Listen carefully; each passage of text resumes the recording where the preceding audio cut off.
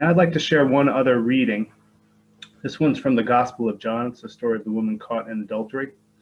And who's ever heard this one before? This is it. So some have, some haven't. And this is a story that, one interesting tidbit, it wasn't actually originally in the Gospel of John.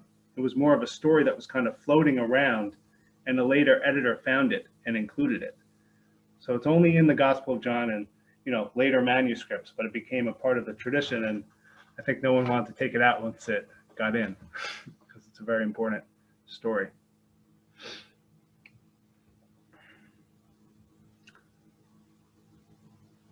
Early in the morning, Jesus came again to the temple. All the people came to him, and he sat down and began to teach. The scribes and the Pharisees brought a woman who had been caught in adultery, and making her stand before all of them, they said to him, "Teacher, this woman was caught in the very act of committing adultery. Now in the law of Moses, we're commanded to stone such a woman. Now what do you say?" Now this is part of the story that, Jesus was a Jewish teacher. There were other Jewish teachers. They disagreed about things. And in this case, Jesus is being asked, should we enforce what at the time was the law, as unfair as we might think it is? They said this to test him so that they might have some charge to bring against him. Jesus bent down and wrote with his finger on the ground. When they kept on questioning him, he straightened up and said to them, "Let anyone among you who is without sin be the first to throw a stone at her." And once again he bent down and wrote on the ground. When they heard it, they went away, one by one, beginning with the elders. And Jesus was left alone with the woman standing before him. Jesus straightened up and said to her, "Woman, where are they? Has no one condemned you?" She said, "No one, sir." And Jesus said, "Neither do I condemn you. Go your way. From now on, do not sin again."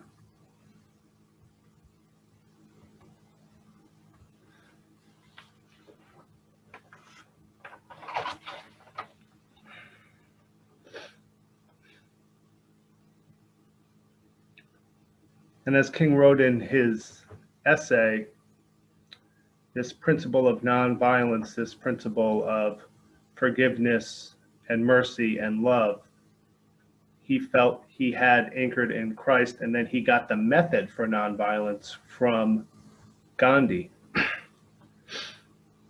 And this is a little known fact that Gandhi himself got the method of nonviolence from Leo Tolstoy's interpretation of the gospel, and especially the Sermon on the Mount.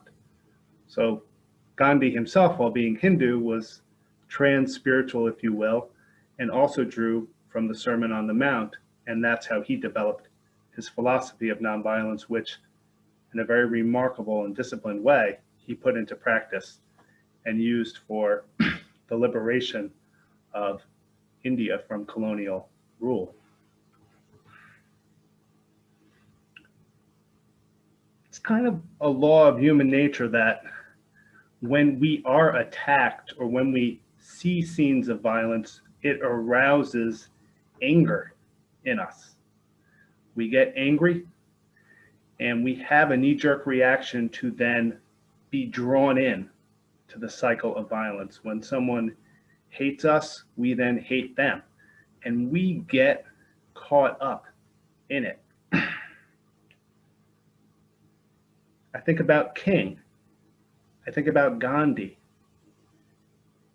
In their campaigns for liberating oppressed people, they experienced so much hatred, so much violence. King was widely hated during his lifetime. He was not that popular when he was alive. And when they marched, they would be sprayed by fire hoses and dogs would be sicked on them. When they did those famous protests at the lunch counters, people threw food at the people at the lunch counters and insulted them terribly and beat them. And so there was an incredible commitment and discipline to be in a place of nonviolence, not only in action, but really in spirit, to be able to confront that hate with love. And it was not anything that just occurred naturally. It came from years of study and practice and commitment to be able to be in that space and do the peacemaking work. Just to give a taste, for Gandhi, when he was doing peacemaking campaigns, before he announced a campaign of satyagraha, which was when you bring the force of love, the force of soul against some injustice, he would not, first of all, begin it until he was sure within himself that he would be willing to die for that particular cause, and that he would not give up in his nonviolent resistance until the point of death. Then he would not allow anyone to join him on the campaign of satyagraha unless they pledged that they were willing to die for the cause, nonviolently. That was the level of commitment and discipline. Otherwise, he said, then you can't, without that, you can't leverage the power of the soul. You can't leverage the love force unless you have total commitment. But if you do, then you could stand face to face against any other power as an equal. That was his philosophy. Because then you're at the soul level at that point where there is equality. And King brought that same commitment. And it wasn't forged overnight. It took decades to forge. But it was a commitment to pursue justice nonviolently, even if it meant that he would be killed. And that was a huge part of what motivated him and kept him on track. Part of my own pilgrimage, if you will, has been following in MLK's footsteps. It's not just me, but many of my clergy colleagues have been looking to King. I went to BU School of Theology because King went there. I even joined the same denomination that King joined, and I did the same PhD program that King did at BU, because I wanted to read all these books and I wanted to understand what's really going on in our society and how we can have a society that isn't racist, a society that doesn't have so much poverty, that isn't destroying the environment, and isn't trying to solve conflicts through violence, both within our nation and around the world. So I'm not the only one, but many of us have been following on this kind of pilgrimage of peace. Now, when I look at this story of the woman caught in adultery, I want to comment on this. When someone does something wrong, there's no dispute in the story that this woman maybe has done something wrong. And she not only did something wrong, but it's against the law, and there's the punishment according to the law.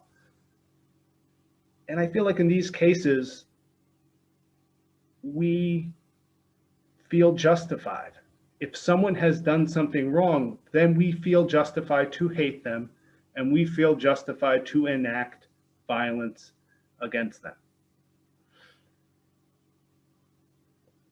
But the whole spirituality that Jesus taught was about checking out yourself, improving yourself.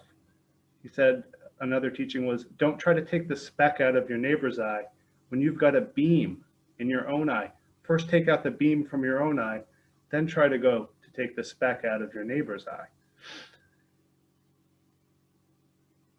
So he asked the question, whoever doesn't have a sin, they should begin the stoning process, which is an excruciating process where, and this did happen, where people would just start piling stones, throwing them and piling them on top of a person until they were covered. Pretty cruel and terrible to do. It's a form of, collectivized violence where each person just does a small part and then no one's held responsible because everyone has done it. And everyone gets away with it after that. And then they say, well, we were just doing what the law required. So we haven't done anything wrong. We're all the good people and that was the bad person. They're gone now. So then everyone could feel righteous after that. Lately in our, we have had in our society, a very traumatic couple of weeks in terms of our democracy being tested, in terms of this riot on the Capitol and everything else. I've seen in Natick, there was one woman who, I'll call her the woman caught in the Capitol. It's very similar to the woman caught in adultery. There was a woman caught in the Capitol, and there has been a social media stoning of this person. Same spirit.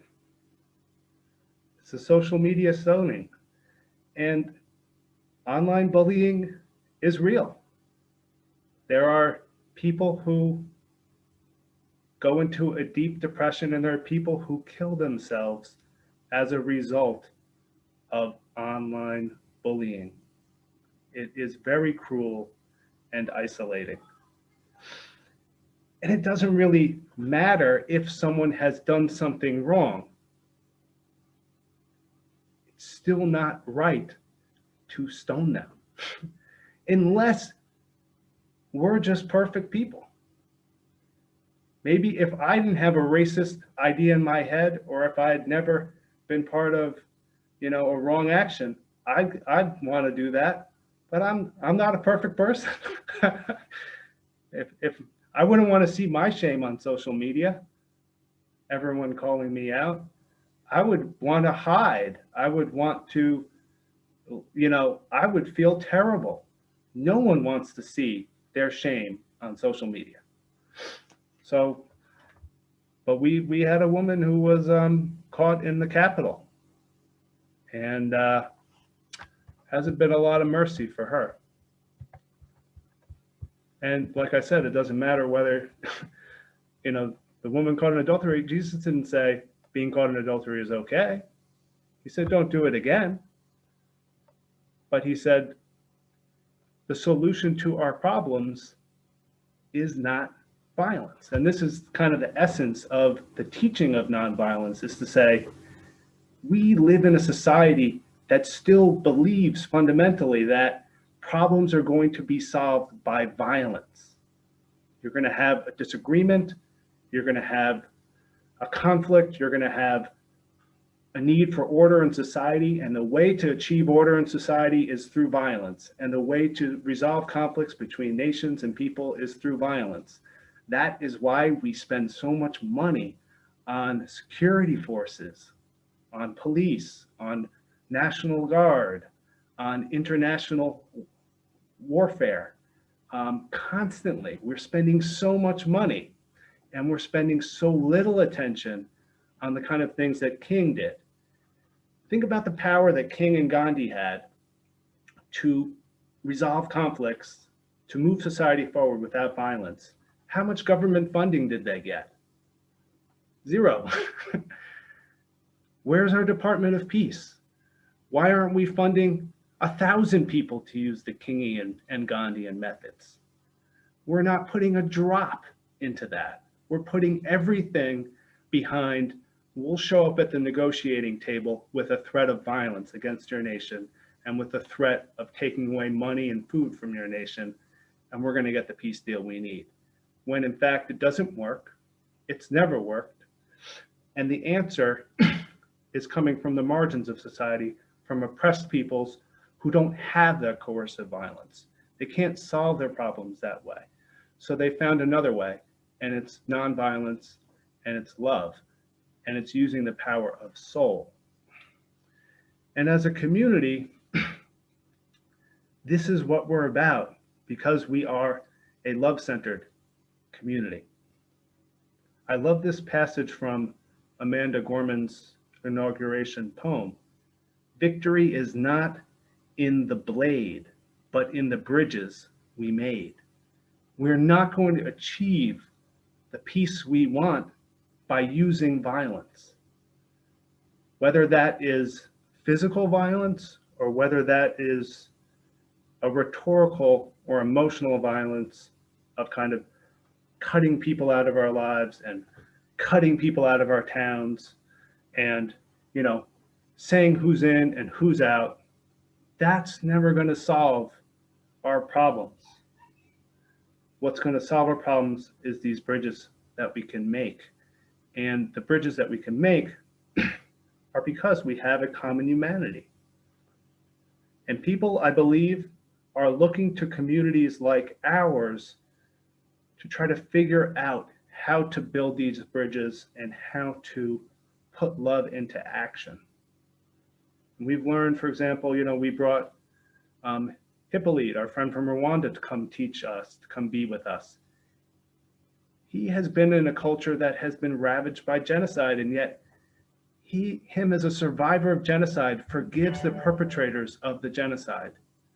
If he can do that, and why did he do it? Because he knows that's the only answer. That's the only way to send forward a lasting peace. He had a temptation to enter into violence, to get revenge, but he realized that will only continue the cycle of violence. Instead, he needed to move in a different direction. And I believe we need to experiment. We don't necessarily know how to do this. That's what I appreciate about King's story. He's like, I had no idea how to do this. I read a lot of books, and then all of a sudden I was thrown into something. And my mind went back to what I had read, and I tried it out, and it worked. And there were so many disagreements within the civil rights movement. So many people said King's method would never work. And there were other methods. And as our community, we need to experiment. We're trying to do peacemaking. We're trying something called the Common Threads Initiative. We're trying to see if we can find a common humanity for people who disagree politically, but who can come to care about each other, who can come to see each other as human beings, who could come to have a conversation that could be genuine later, once we know each other and it's established that we accept each other.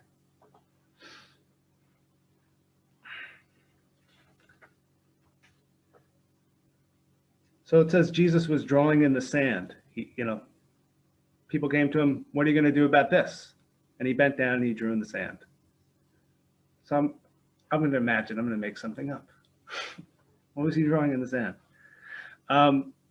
So I imagine he was drawing he was drawing these different circles, and one is this circle of violence and hatred. We know where that leads. And then he was drawing this other circle. This is the circle of love and understanding. It's emotional and intellectual energy moving in a very different direction. And I believe that this is what we're called to do. When we see this turn towards hatred and violence, we're called to tap into that deeper place to get in touch with compassion and understanding. It's difficult, but then when we come into it, we can't just get drawn into it. We can't just keep spinning that same wheel. We have to be able to come in there spinning this gear the other way. By coming towards whoever's supposed to be our enemy and changing the dance and treating them as a fellow human being and a friend, treating them with love and respect. King said it does not immediately get the results we want, but it does eventually. It's almost like a gear that's turning more slowly, but is much more powerful. And part of our experiment has to be, how do we do this together? How do we have the resolve to be part of this turning towards love, this this kind of power of soul, being part of a world where the power of soul is really the power rather than the power of coercive violence? How can we be part of that? And I believe that we're working on it. And I believe that we have pretty healthy dialogue started. We have gifted people in our community, and we're a very open community, and that's one of our strengths. So I think that we can learn from teachers of the past, like Gandhi and King or Thich Nhat Hanh or Jesus or others. And ultimately, we have to find our time and our way in the present moment. And we have to experiment and find a path. And I believe we're called to seek unity. And I believe we're called to see the big picture and step out of hatred and step into love, step into that vulnerability and yet that power of love.